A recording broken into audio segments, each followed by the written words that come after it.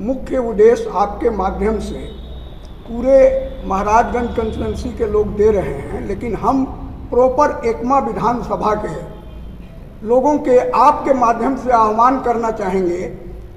लहलादपुर की जनता को Lahladpur high school ground में वहाँ मीरा कुमार जी की सभा होगी, उसमें वो भाग लें। दूसरा, परसागढ़ 12 बजे हाई स्कूल में एक सभा होगी, उसको लें। ये हमारा सूचनात्मक है।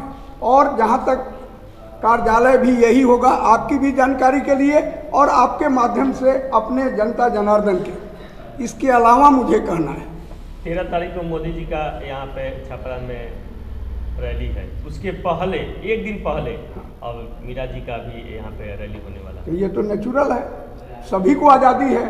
मोदी जी अपना कार्यक्रम लेकर आएंगे, मीरा कुमार जी हमारा इंडिया गठबंधन, पहले आप भी जान लीजिए, इंडी मत कीजिए, इंडिया गठबंधन, पूरा नाम इंडिया गठबंधन है, जो महागठबंधन से बदल कर हुआ।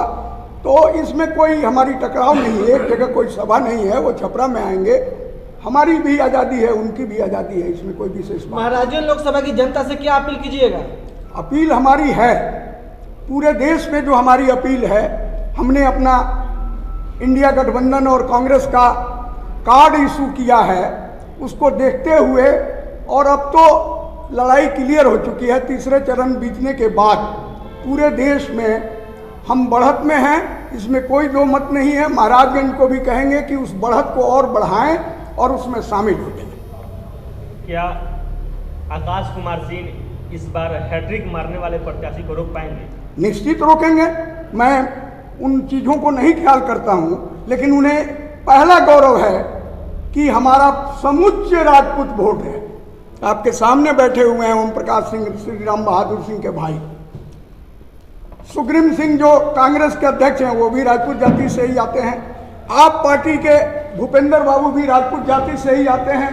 कांग्रेस के महासचिव कुंदन जी, एनपी सिंह कुंदन, वो भी आते हैं। और दुर्भाग्य सौभाग्य से मैं भी उसी जाति से, तो 5 तो यही हो गए। 10-10 वोट भी लावे तो पॉइंट में ही जाए, लेकिन नहीं, उनको रोकने में 10,000 कम से कम पूरे महाराजगंज के राजपूत मन बना चुके हैं। वो रोज दिन बढ़ोतरी हो रही है, होगा। आखिर इस प्रेस कॉन्फ्रेंस में राजपूत समाज की बात आपने क्यों कही? इसलिए कही कि उनके तरफ से हैट्रिक की बात जब आपने कही कि हैट्रिक तो उनका पहला दम है, मैंने बाजारों में भी लोगों को चर्चा करते हुए सुना। सिमट तो वो गए हैं, हमारा तो रोज बढ़ोतरी हो रहा है, सिमट वो गए हैं। मैंने चर्चा सुना कि बाभन बनिया लोग राजपूत, वो भी, उनका भी दावेदारी है। और ये सच्चाई भी है कि महाराजगंज में जितने सभी लोग हैं, उससे थोड़ा ही कम राजपूत लोग हैं। तो वो अपना पोज दे रहे हैं और हर बार की जीत का भी वो कारण बताते हैं। इसलिए मैंने अपने सिद्धांत से हटकर, हम लोग जाति की बात नहीं करते हैं। इस बार कहा जा रहा है कि बाहरी उम्मीदवार को महाराजगंज की जनता, ये तो एकदम थोथी दलील है, एकदम बकवास है। मोदी जी को गंगा माई ने पुकारा था, हमने तो नहीं सुना था। वो आ सकते हैं गुजरात से, तो भारत के चुनाव में, पार्लियामेंट के चुनाव में आपको भी जानकारी दे दूं, आपको जानकारी होगी, लेकिन सभी को मैं देना चाहता हूं। राज्यसभा लड़ने के लिए मकान की जरूरत होती है, वोटर की जरूरत होती है, लेकिन इसमें वोटर कहीं का रहिए, प्रपोजल यहाँ का होना चाहिए, कैंडिडेट हो सकते हैं। और एक मिनट, इस बात को पूरा कर लेने दीजिए कि अगर आकाश बाहरी होते, कितना प्रेम और प्यार मिला कि पहला दिन ही हजारों गाड़ियां, आप ही ने बताया, हमने गिना नहीं, प्रेस ही बता रहा था कि हजारों गाड़ियों से उन्होंने एंट्रेंस किया। तो कहाँ है, गांव-गांव, घर-घर उनका स्वागत हो रहा है। तो भारत माँ का कोई लाल है, नकली नहीं, असली लाल है, वो कहीं से भी चुनाव लड़ सकता है। तो क्या इस बात को माना जाए कि हर जाति का समर्थन मिल रहा है? निश्चित। आकाश जी को, आकाश ही एक ऐसे कैंडिडेट हैं जिनको सभी वर्गों का, सभी जातियों का, मुसहर, नेटुआ, राजपूत, भूमिहार, अब ये आप अदरवाइज नहीं लें तो ये तो एनडीए का वोट था।